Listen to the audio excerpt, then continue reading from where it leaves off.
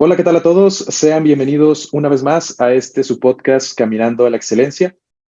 El día de hoy, a todas las personas que nos escuchan y nos ven, con este episodio número 37, se inaugura una nueva sección en el podcast, la sección Filosofando en Crudo, una sección donde ya les había platicado antes que la idea es que podamos filosofar de la manera más cruda posible algunos temas de controversia social o bien de desarrollo humano, esto con diferentes invitados.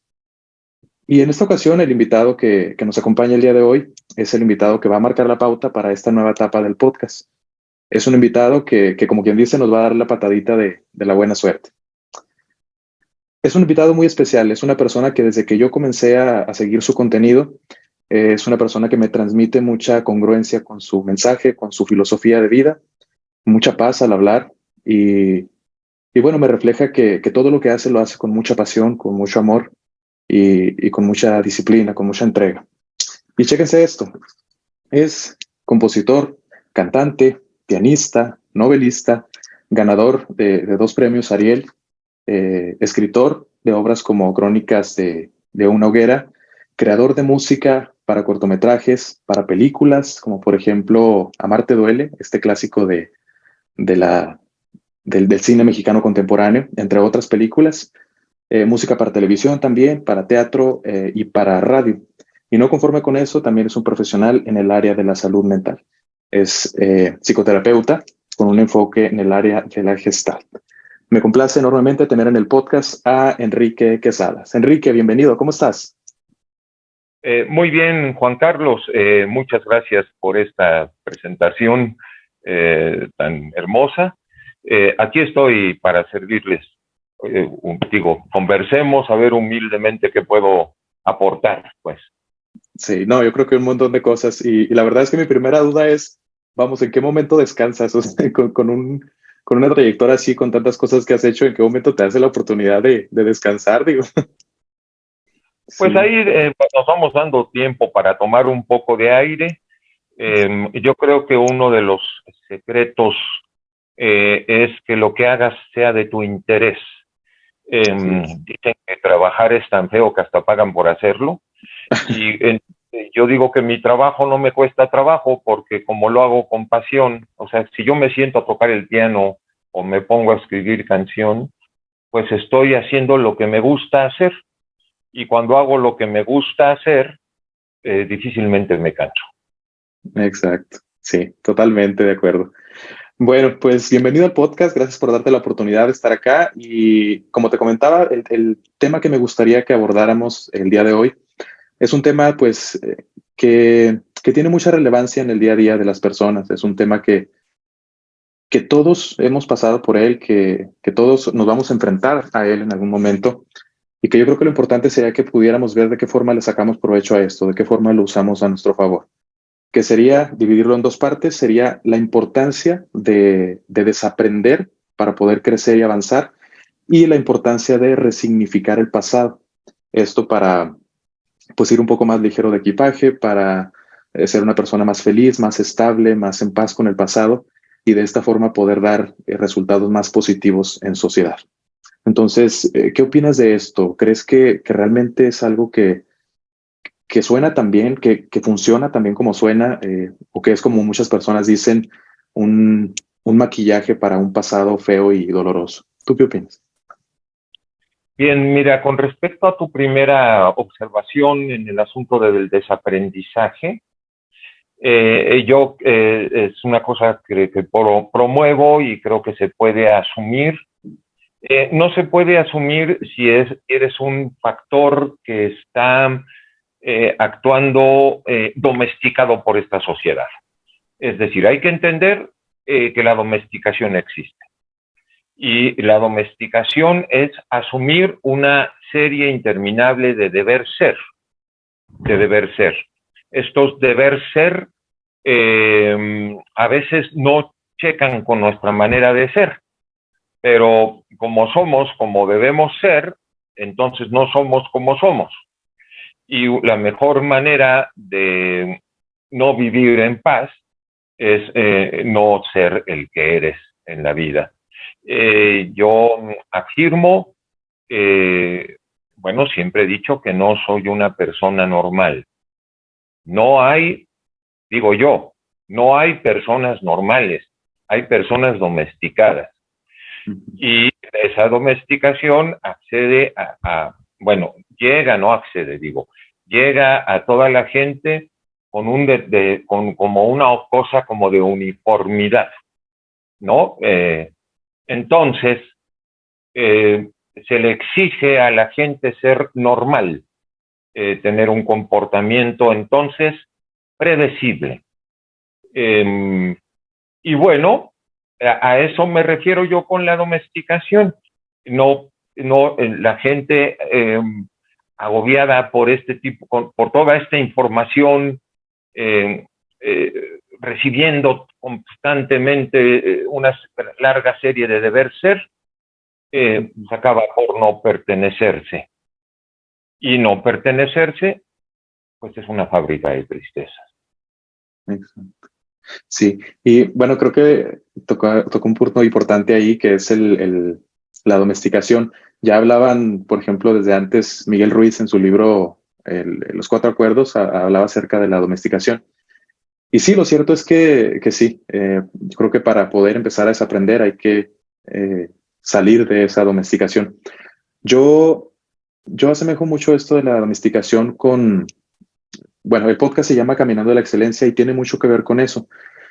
En los cursos que yo imparto hablamos mucho de que cuando un ser humano llega a este mundo es como un vaso de agua cristalino, limpio, de agua limpia, y que pareciera que con el tiempo ese vaso se va llenando de suciedad, se va llenando de mugre. Entonces, cuando un bebé está, por ejemplo, no sé, en un cunero, recién nacido en un cunero, en un hospital, pues ese bebé no ve diferente al ser humano que tiene al lado, no lo ve si es hombre o si es mujer, si es moreno, si es de güero ojo azul. Para él es simplemente un ser humano igual que él y punto. Y sí, pareciera que con el tiempo nos van domesticando y vamos aprendiendo a ir poniéndonos barreras con otros seres humanos, con nuestro entorno. Y sí, o sea, es importante. Pero entonces, ¿cómo salir de esa domesticación? ¿Cómo empezar a sacar esa parte genuina de nosotros y como lo mencionabas en un video, empezar a vivir tu propia versión de vida? Sí, es una cuestión de conciencia. Más que andar convenciendo a los demás, es una cuestión de convencerse a sí mismo y darse uno mismo permiso para salir al mundo mostrando tus verdaderos rostros, porque no tenemos solamente uno, tenemos, y no estoy hablando de que si muestras muchos rostros seas hipócrita, es decir, que muestres muchas facultades, tus maneras amorosas, tus maneras profesionales, tus maneras para todo. Entonces, ahí, ante eso, no hay más que la conciencia. Y la conciencia llega en el momento en que cuando tú oyes este tipo de comentarios que nosotros estamos planteando, te inquieta. Y de pronto dices dentro de ti, ah, caray, parece que esto tiene que ver conmigo. Porque estar hablando de esto con gente que no siente que esto tenga que ver con ellos, no tiene caso. No tiene caso estar convenciendo a la gente de que está actuando de manera condicionada. Hay gente que así quiere seguir actuando, condicionados por el pensamiento, por un pensamiento que tuvo un aprendizaje y ese aprendizaje está normado por la sociedad como es, ¿no? Un ejemplo muy claro es la escuela. En la escuela, a todos los niños, a todos nosotros, cuando fuimos niños, se nos dieron las mismas materias.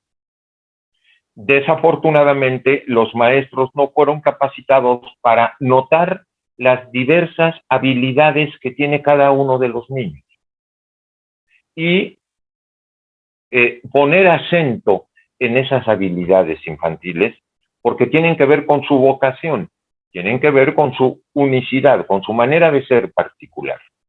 Entonces, si te gustan o no las matemáticas, las tienes que estudiar. Si te gusta o no la biología, lo tienes que estudiar. pero hay cosas que te gustan que quedan desiertas en el sistema educativo escolar. Y digo educativo escolar porque no solo nos educa la escuela, ¿eh? Nos educa el hogar, nos educa la calle, nos educa la religión. Hay muchos factores educativos. Ahorita nada más estoy hablando de la escuela. Entonces, las facultades, las habilidades que tú tienes. Yo lo viví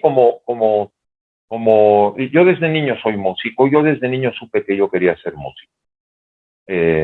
Yo fui un niño de 7 años que ponía un disco de Chopin en mi casa.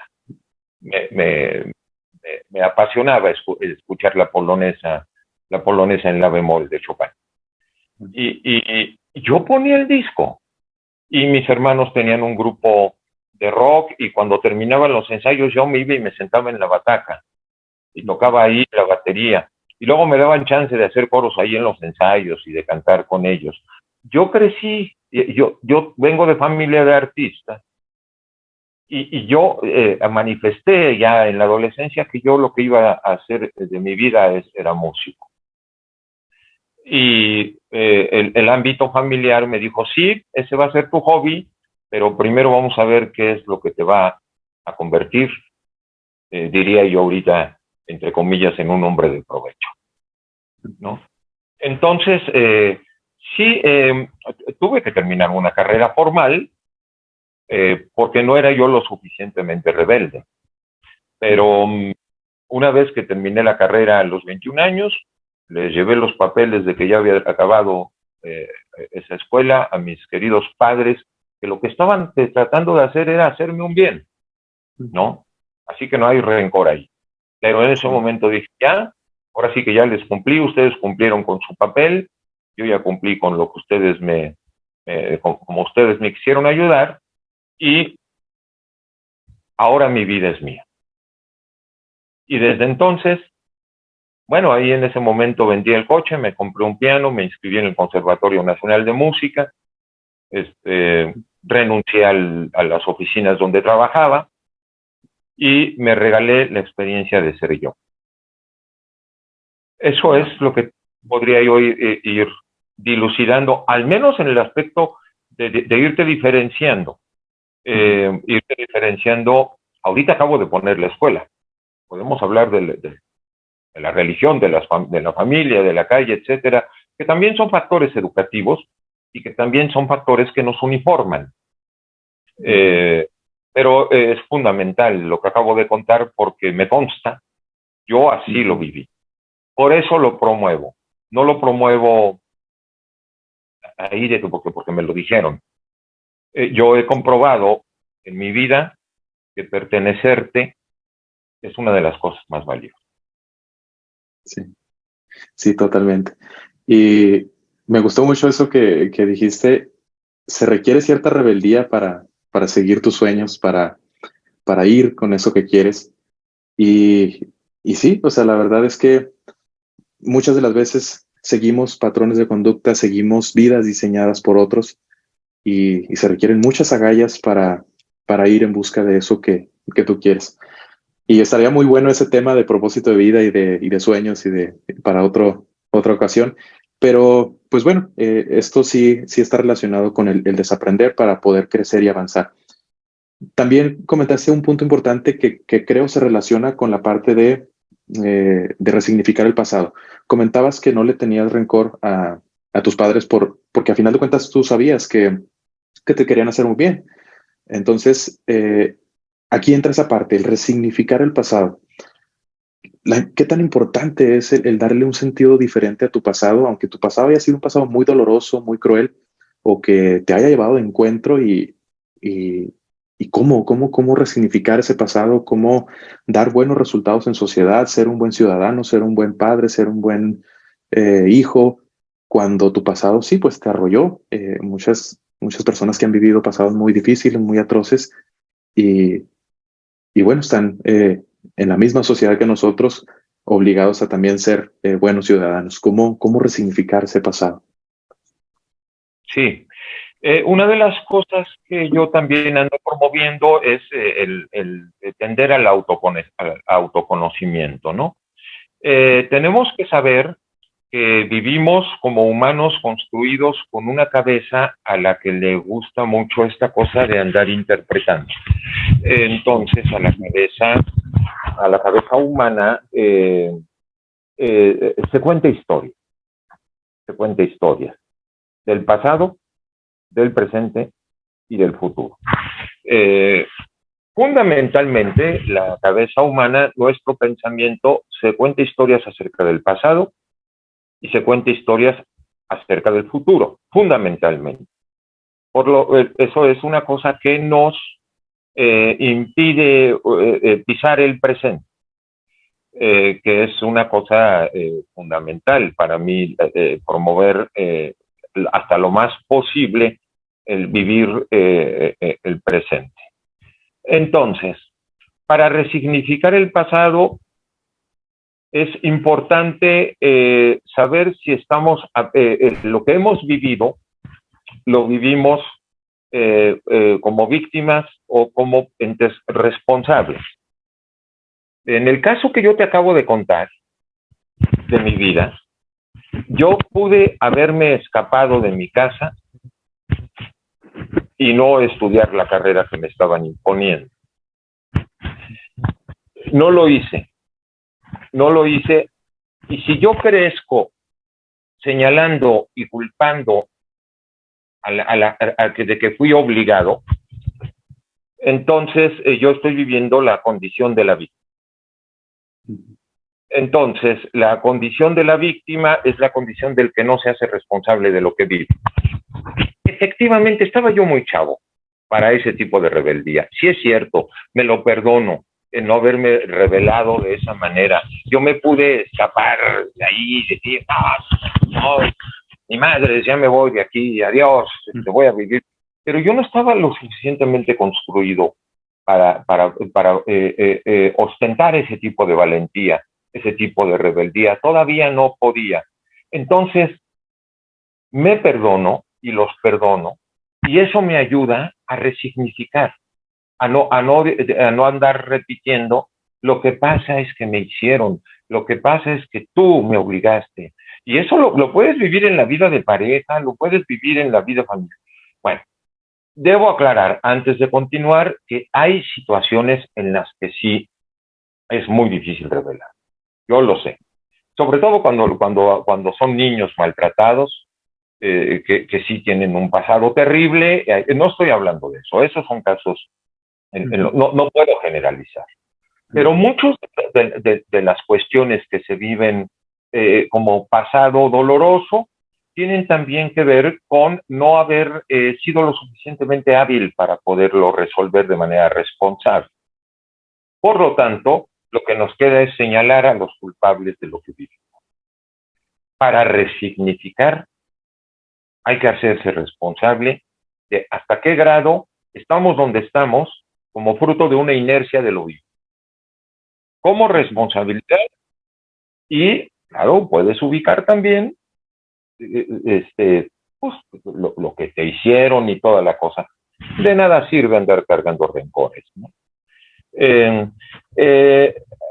Esta resignificación, entonces, depende también de cómo te cuentes, de qué historia te cuentas y cómo la asumes, cómo decides contártela. Es una cosa que no es fácil, porque lo que más le gusta a la cabeza es quejar, es echar culpa, ¿no? Un ejercicio fundamental, no sé de qué discursos, pero un ejercicio fundamental es la responsabilización, ¿no? A lo mejor tú en tus cursos lo ves,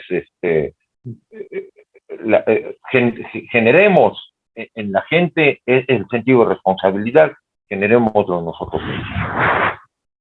Esa era la primera, ¿no? La resignificación del pasado. Sí. Sí, pues era el desaprender y la resignificación. Pero bueno, en este tema del resignificar el pasado, sí, mira, los cursos que yo doy son de gestión emocional y desarrollo humano. Y sí, tratamos mucho el tema de víctima responsable, el hasta qué punto es válido, pues sí, victimizarte, tener tus 5 minutos de víctima, pero pues a partir de ahí pues le das y empiezas a enfrentar tu vida de forma responsable. Hay un video que subiste a una de tus redes sociales que citas a una de las frases de Sartre, este padre del existencialismo, y me gustaría citar, decías, bueno, la frase es, somos lo que hacemos, no, un hombre es lo que hace con lo que hicieron de él. Es decir, que somos arrojados a un mundo donde ya todo está determinado y esa realidad nos consume, nos absorbe. Pero decías que, sin embargo, nunca dejamos de ser responsables de lo que hacemos con eso. Y eso me parece muy interesante, porque, pues bueno, o sea, sí concuerdo en que debemos de, tal vez nuestra vida no es nuestra culpa, no somos responsables de eso, pero somos responsables de nuestra sanación y de lo que hacemos con eso. Pero bueno, yo la verdad, pues soy muy teórico y soy muy, casi no me meto mucho en la parte espiritual y me gustaría poder, eh, entrar un poco más ahí, porque a veces soy muy cuadrado en la forma de pensar y digo, bueno, o sea, qué difícil para una persona que su pasado la arrolló, poder ser, hacerse responsable de ese, pues de sus resultados. Al final, su pasado va a determinar mucho de su funcionalidad en sociedad. Entonces, ¿cómo hacerte responsable cuando has tenido un pasado difícil? ¿Cómo salir de la víctima? Pues, que es bien difícil salir de la víctima. Sí, creo que un poco tiene que ver con lo que estaba yo comentándote con mi anterior respuesta, ¿no? Es una práctica constante, ¿eh? Y es un asunto de conocer, regreso yo al asunto de tender al autoconocimiento, saber cómo funcionamos. Yo aquí a esta de acá le digo la loca de la azotea, a la, a la cabeza. Eso quiere decir, mira, te recordarás tú que has visto mis redes, yo tengo un Instagram, TikTok, donde un día empecé diciendo, tú no eres tu cabeza es tuya.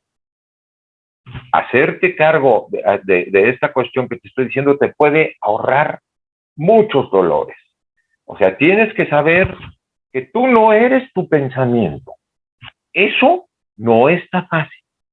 La gente cree que es su pensamiento, por lo tanto, la gente está determinada por la historia que se ha contado. Eh, no digo que no existe el maltrato, por supuesto que existe el maltrato. No digo que no existen las experiencias difíciles de trascender. Por supuesto que existen. Pero hay que saber y hay que decirse, con el pasado nada podemos hacer. Ya no está. Haya sido como fue, como haya sido, ahí está. Yo puedo trabajar en el asunto de saber, pude haber respondido de esta manera y me tardé, pero ahora sé que puedo responder responsablemente a este tipo de situaciones. La otra es, no pude responder responsablemente porque no tenía yo capacidad de respuesta en ese momento.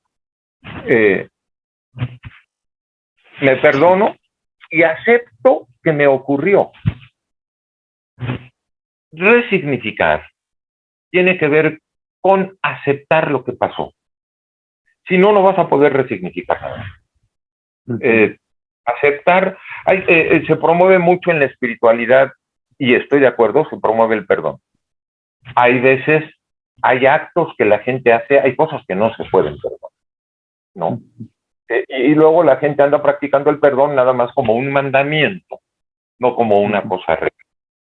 Bueno, para perdonar, si es que te quieres acercar en algún momento al perdón, hay que acercarse primero a la aceptación, a decir, sí, admito que esto ocurrió.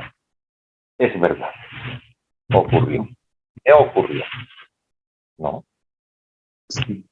Admitirlo tiene que ver con dejar de cargar.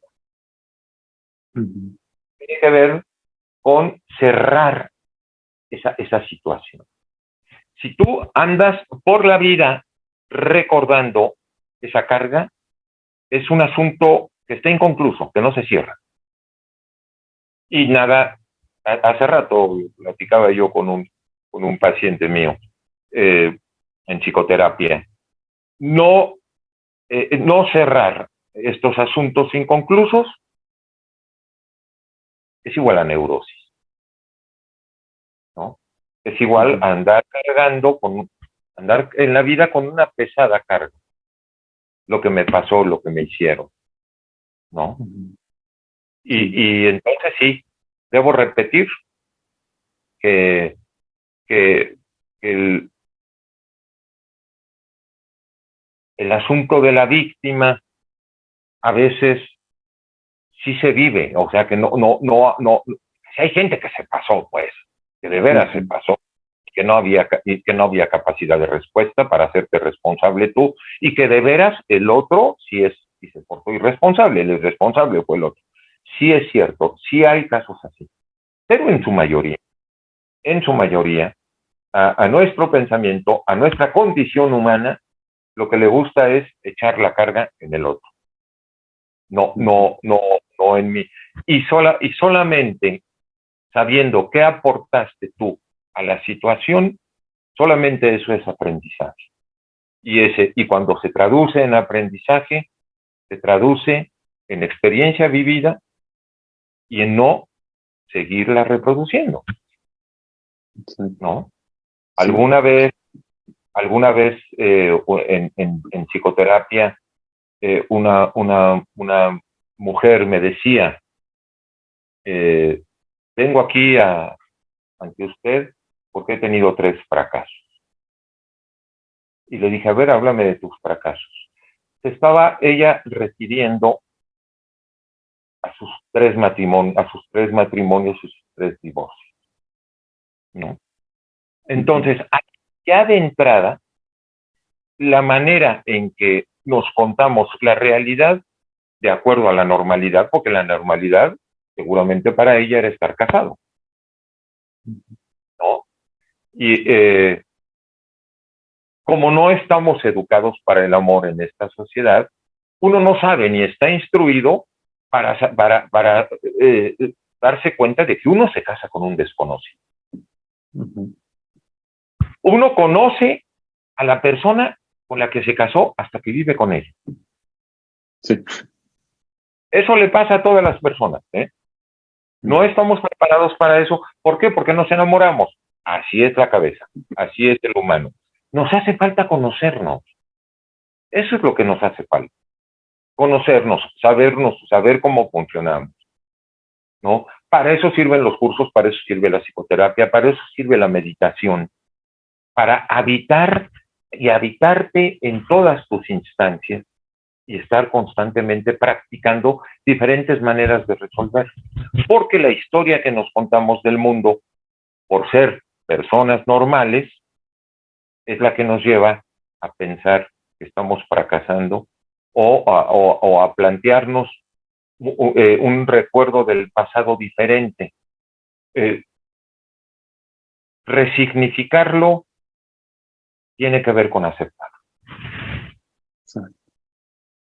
Sí, y creo yo también, bueno, lo mencionaste más o menos y yo parafraseando digo, pues sí sería también plantarte en el presente, dijiste, el hacerte consciente de que a ti te pasó, o sea, no al vecino, no a alguien más, a mí me está pasando esto. Y a partir de que te haces consciente de que eso es lo que estás viviendo, a partir de ahí decidir hacia dónde es que quieres que vaya tu vida. Y sí, nosotros en los cursos hablamos de que, bueno, la vida es muy parecida a un viaje en barco. En ese viaje tú puedes ir en la parte de atrás, viendo todos esos paisajes que ya recorriste, todo lo que ya pasaste, viviendo en el pasado, es que si hubiera hecho, si hubiera dicho, si hubiera. O puedes ir en la parte de enfrente de ese barco, viendo esos paisajes que te gustaría ver, viviendo nada más es que cuando tenga, es que cuando llegue, es que cuando, viviendo nada más en un futuro que tal vez no te toque ver. Y puedes ir en la parte del centro de ese barco, pues sí, bien consciente de tu pasado, de todo lo que viviste, bien consciente de los lugares a los que quieres llegar, a donde quieres llevar tu vida, pero bien plantado en el aquí y en el ahora. Y creo que sí, o sea, va por ahí, ¿no? O sea, me imagino, también así lo ves un poco, el vivir en el pasado, pues definitivamente no sirve de mucho. Entonces, no sirve de nada. Sí, totalmente. Y Bueno, el pasado se resignifica mediante, bueno, también decías que se está promoviendo mucho la parte del perdón. Sí, yo creo que el resignificar sí tiene como ingrediente el perdón, porque pueden, hablando en temas de psicología, pues existen los mecanismos de defensa y demás.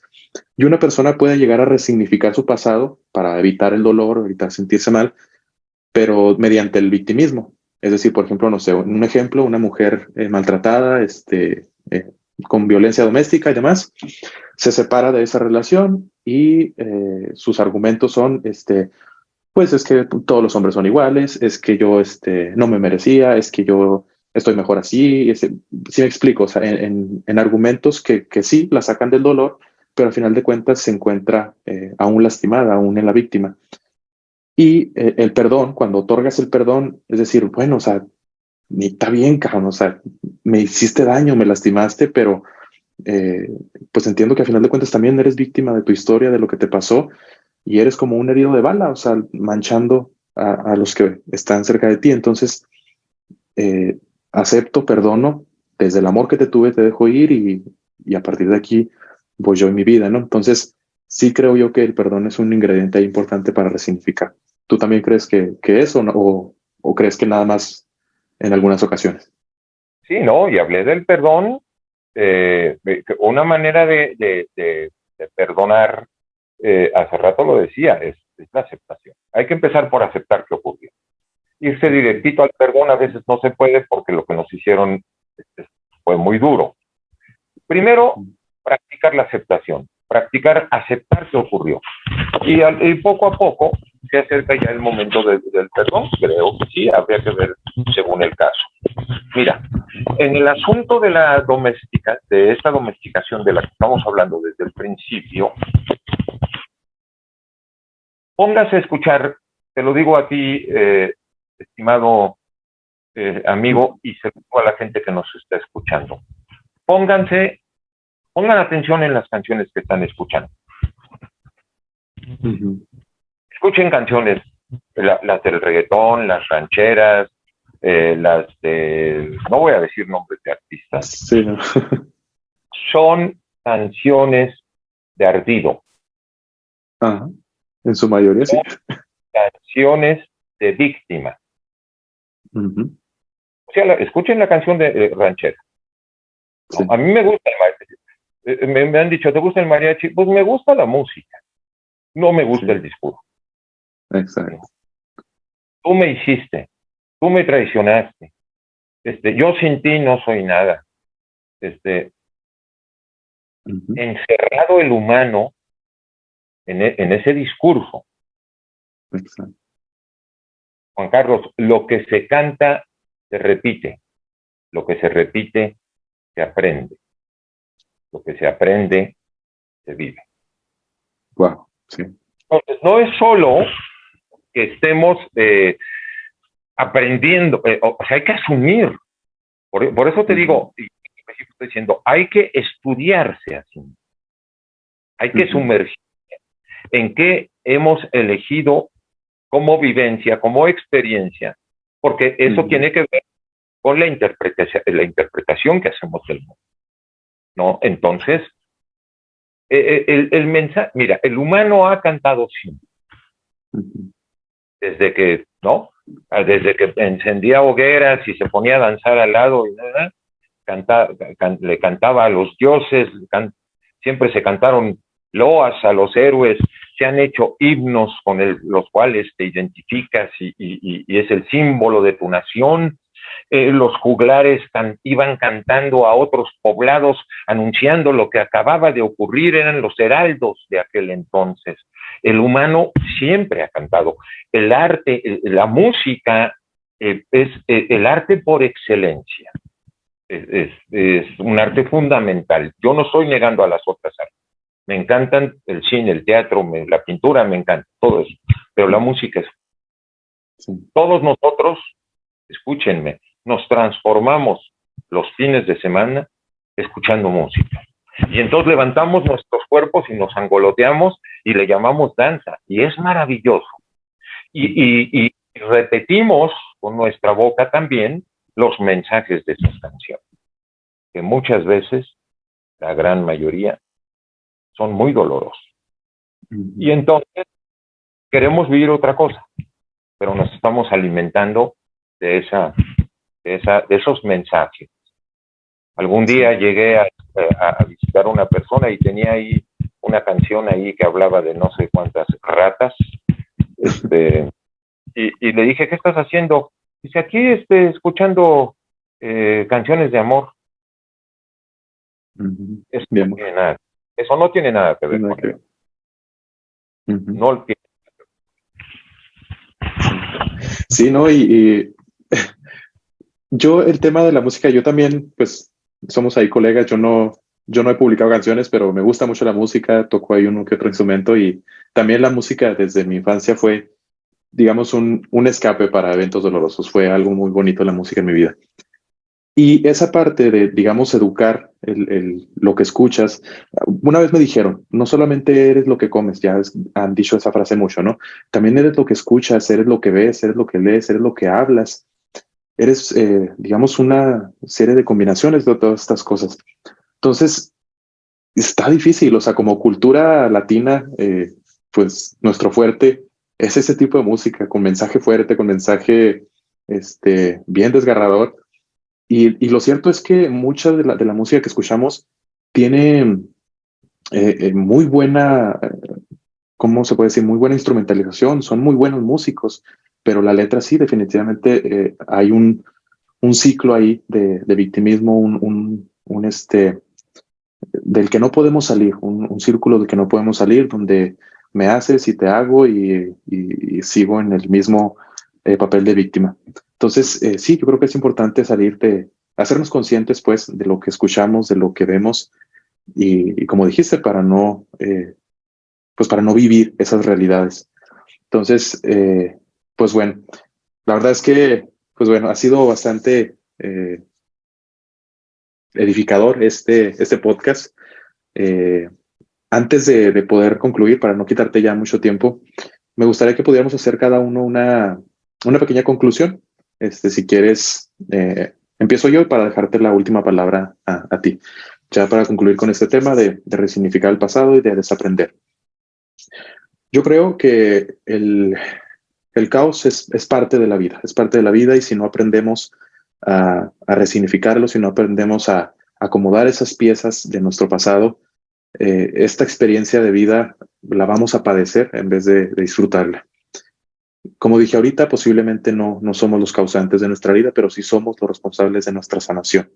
Decía Facundo Cabral que también es nuestra responsabilidad ser feliz, porque si no eres feliz estás amargando a todo el barrio, estás amargando todo tu entorno. Entonces, recuerden que cuando te divorcies de esa historia, crees que ha marcado tu presente, vas a empezar a vivir la historia que va a marcar tu futuro. Esa sería mi conclusión. ¿Cuál sería tu conclusión? Mira, no somos, yo le diría a quien está escuchando, algo que aprendí cuando era estudiante de psicoterapia, nadie es responsable de lo que siente, pero sí es responsable de lo que hace con lo que siente. Es una cosa que hay que integrar mucho dentro de nosotros. A veces se vive el enojo como resultado de una situación y de ti depende qué haces con ese enojo. De ti depende qué haces para adentro y qué haces para afuera. Todas esas cosas hay que atenderlas para querernos, para amarnos a nosotros mismos, ¿no? Déjame hacer finalmente un pequeño paréntesis y comercial. Esto lo vemos en psicoterapia, ¿no? La gente cuando me busca para psicoterapia me escribe a quesadas.psicoterapia@gmail.com. ¿No? Estas cosas son asunto también de estarlas trabajando. No es nada más que ya lo oí, ya lo sé y ya, no, es que hay que estar viendo bien, hay que estarlo habitando, hay que estarlo trabajando constantemente para hacer una transformación. No se puede hacer una transformación en un día de una cosa que se vive durante años. y de un entorno invasivo que constantemente nos está repitiendo otra realidad. Entonces, así, esa es la conclusión que yo saqué. Ok. No, pues ahí lo tienen. Muchas gracias, Enrique, por darte la oportunidad de tener una participación aquí en el podcast. Este espacio, cada que tú quieras, es tuyo este espacio. Y bueno, ya para terminar, ¿dónde te puede encontrar la gente? ¿Dónde puede seguir tu contenido? Creo que también en un video que subiste, compartiste, bueno, ahorita diste tu correo, de dónde pueden buscarte para alguien que busque psicoterapia. ¿Dónde te podemos encontrar? Igual para dejar todos los links aquí abajo. Bueno, estamos en Instagram como Enrique Quesadas, en TikTok también como Enrique Quesadas. Ya no me acuerdo si llevan John bajo o no, pero ahí es Igual. más o menos evidente. Creo que que es nada más. Una de las dos lleva John bajo. La verdad es que no me acuerdo porque tengo a alguien que produce, que hace mis redes. No, yo la verdad no le sé bien. Sí. Pero como Enrique Quesadas me pueden encontrar también en Facebook, también en YouTube. Ahí tengo muchos shorts y ahí están todas mis canciones en Spotify, en YouTube. Y en el caso ya de un contacto directo para psicoterapia, muchas veces lo primero que hacen es ponerme el mensaje en Instagram para psicoterapia y ya de ahí ya hacemos otro tipo de contacto. Entonces es ahí en Instagram, directamente en los mensajes, o en quesadas.psicoterapia. Psicoterapia se escribe con P primero, P de papá y luego la S, @gmail.com. Ok, perfecto. Aquí dejamos abajito todas tus redes. Y bueno, pues muchas gracias por haber estado en el podcast. A todos los que nos escucharon, muchas gracias por ver, por compartir y por nuestra parte, nada más que añadir. Hasta una próxima ocasión. Y como siempre les recuerdo, caminemos a la excelencia.